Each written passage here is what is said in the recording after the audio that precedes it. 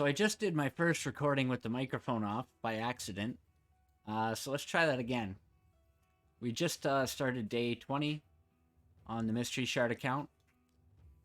Yesterday I had a quest to defeat a Faction Wars boss.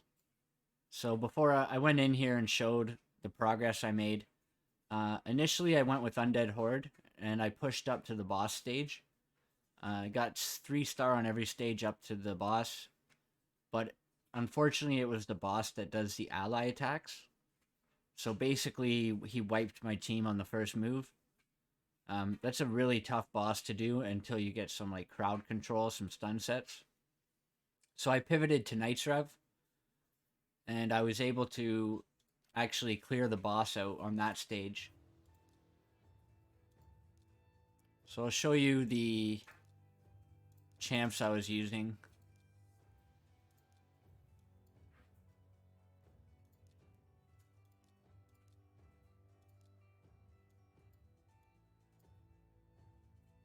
Something like this. Okay, so for my Undead Horde, I went with this team of 5 here.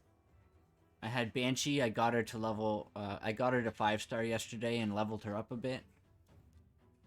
I have Arbalester, who I'm saving for the rhazin fusion, so I'm not putting any gear on her. I've got Temptress here with some spare gear. My second Banshee, I put the speed set on that I got from the login rewards that rolled really badly. And then I just re-rolled this on the recording like 5 minutes ago. This started out as a defense percent chest with flat hit points, flat attack, and triple roll into resistance. And then I re-rolled it and I got accuracy, flat defense, and crit damage. It's a marginal improvement. I was really praying for triple accuracy or triple speed here, but the RNG gods were not with us. Rotting Mage with some random gear that I leveled during the artifact event. And yeah, these guys couldn't kill the boss. The boss just wiped us. And then my 5-man for Knight's Rev was my Acolyte. He was just there for a little bit of turn meter and support. Magus was my main damage dealer. I put her in some Fatal set, stuff that I've been crafting. So all these 4-star artifacts end up on my Faction Wars champs, and eventually they'll get sold off or destroyed. I got my Admonitor from level 1 to 4-star, and put my speed set on him from... I had it on one of the High Elves to push Faction Wars. And now it's on him just for the protection against the boss. He's got a hit points glove and hit point boots just for extra shield set. Thurgist is for the rhazin fusion, so I'm not going to put any gear on her either. And then my 5th member was a Thrall. But I actually got one of the Thralls to level 20. And since then I've used it as food. But that's who my 5th member was. I then went and summoned 40 mystery shards 10 minutes ago. And I got this guy. No, not that guy. Where is he?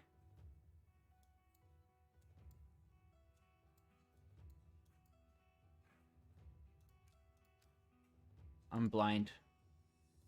I got this guy. So look at how many friggin' lizard man rares I've got so far. I pulled this dude who seems marginally useful. Like, I could see him getting some use in Faction Wars, but I don't know. I'm gonna use 2 broadmaws. So the team here is gonna be 2 broadmaws, Jizzo, Bogwalker, and then one more, and I think Cagebound is probably the best one. that I have access to. So I just don't think I'll have room for these other ones. So I'll probably use them as a chicken.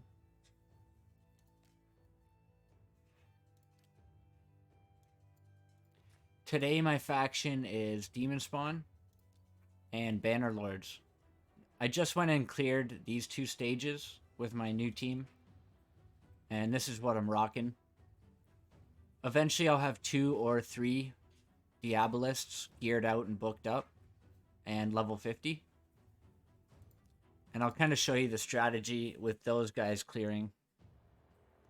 It makes faction wars quite easy with these champs.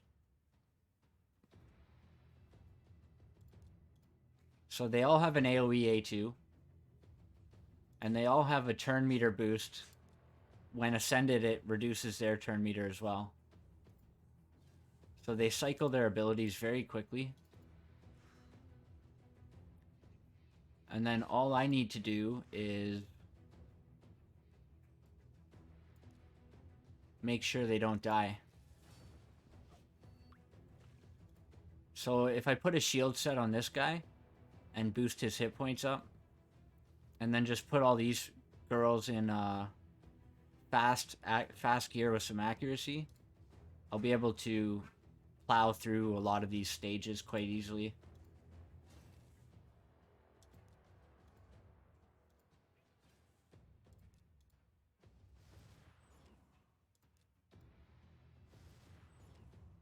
Especially if I have like stun sets for some of these.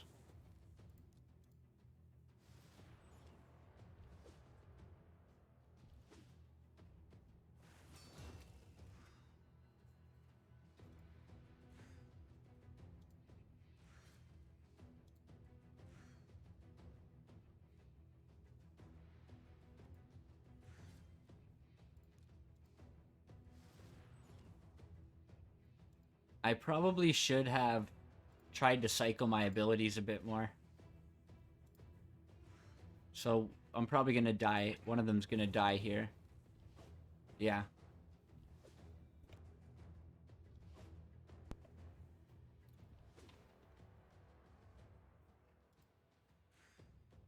So tonight my goal will be to properly gear out a couple of these Diabolists and give them some more damage. And then I should be able to 3-star at least up until stage 4, maybe stage 5.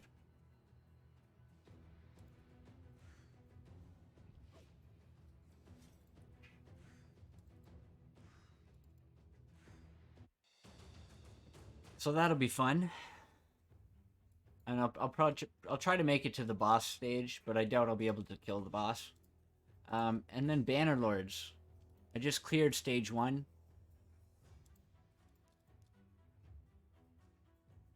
My team will be something like this, or maybe 2 commanders.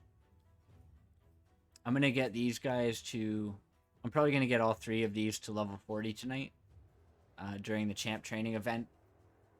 And that's basically all you do for faction wars. You just gear out a few early champs in some trash gear, and you push as much progress as you can.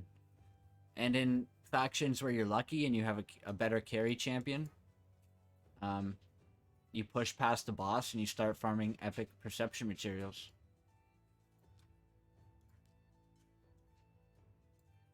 Clan boss, not much changed. I'm going to be trying to clear easy every day for double chest, and then one key normal.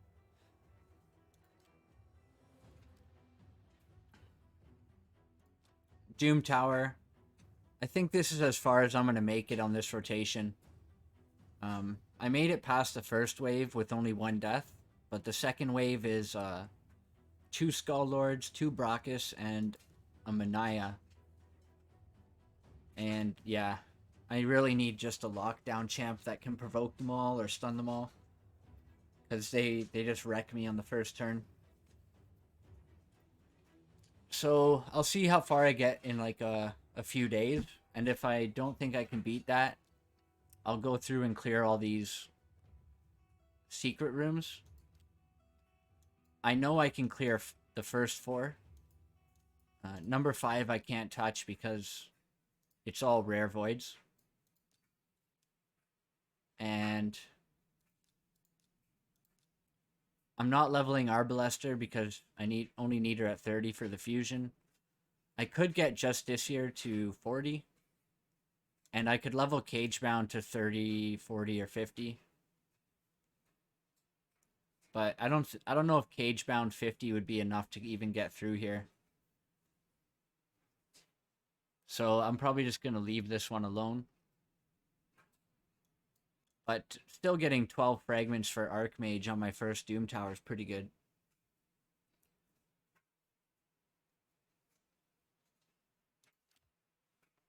Pretty good.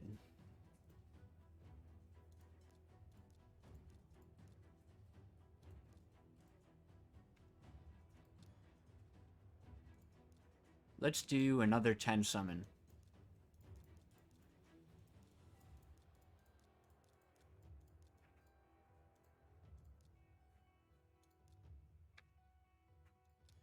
If we pick up a Gnarlhorn, he would immediately be my next 60. And he would allow me to push quite far in the Doom Tower. Oh. Get so excited when I see the blue. I think this is one of the rares I was looking at that I would like to have for the Shadowkin faction. Oh, she's great for Spirit Keep too. That's actually quite nice. And and for Fire Knight.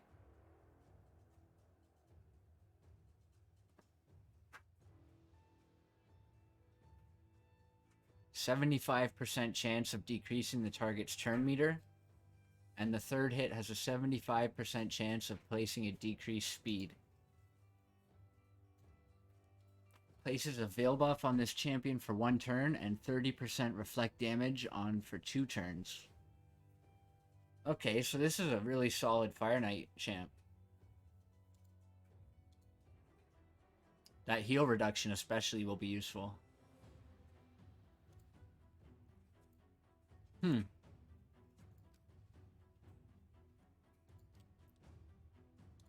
actually kind of happy with that.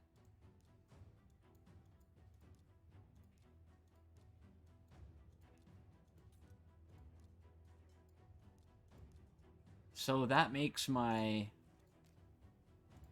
Shadowkin faction actually looking pretty good. We got Life Taker, Assassin for some poisons and some debuff increase. Also has a weaken. And then Vagabond for support, turn meter, increase attack, block buffs. And then I'll just fill the rest up with these guys. Infiltrator. Chance for some small poisons. That is decent. When I do finally beat... Odachi is the other one I wouldn't mind. Provoke on the A1. Shield buff on himself. Block debuffs. Increase defense. When I do eventually unlock an epic for this faction, my preference, I think, would be Taragi. Decrease attack, AoE provoke, shield buff on himself with an ally protect, and he gets a chance to put poisons on when he's attacked. So I'm pretty sure Taragi would be my #1 pick. Maybe Genbo.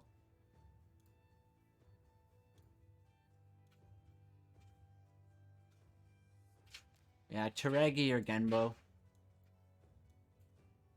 For the legendaries, obviously Yumiko.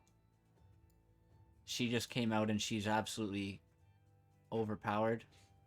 Yumiko, Riho, Lady Kimmy. And I wish you could get a ninja still as a login reward, but sadly that ship has passed. So that's the update for today. I'm gonna put most of my attention into faction wars today. We do have a champ training tournament, so I'm definitely gonna get second place. I think first place is gonna... He has more energy than me, more gems to spend probably. I did pass him briefly yesterday, but then he just started grinding again. So I'm going to work to secure second spot. I'm definitely going to max out the rewards. Fire Knight tournament. I'm just going to go for the silver here.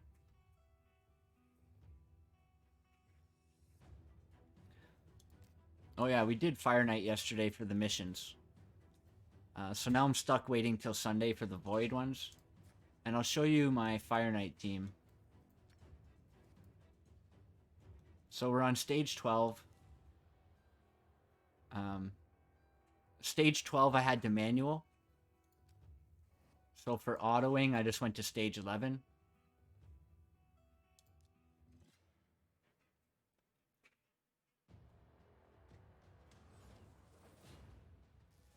So with Life Taker, I'll probably replace War Maiden with Life Taker, I think.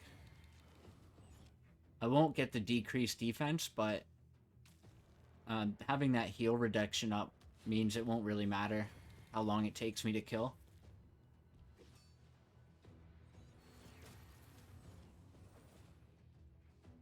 So I'm actually surprised at the progress with these dungeon teams. I only have 2 6-stars currently. So that apothecary pull really paid off. But like Runic Warder here basically makes this team possible.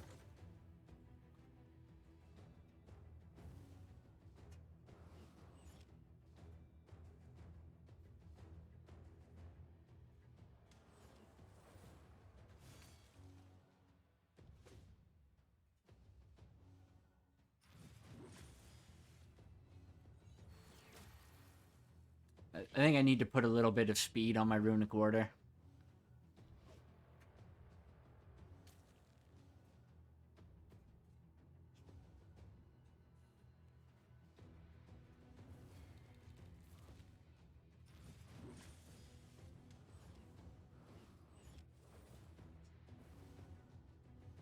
So it takes a little bit to get into the flow of this boss fight.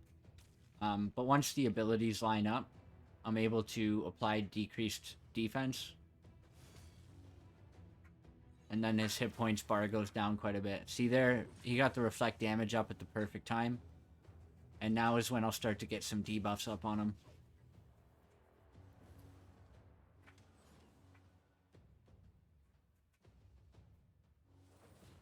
Decreased defense. Decreased attack. Didn't land.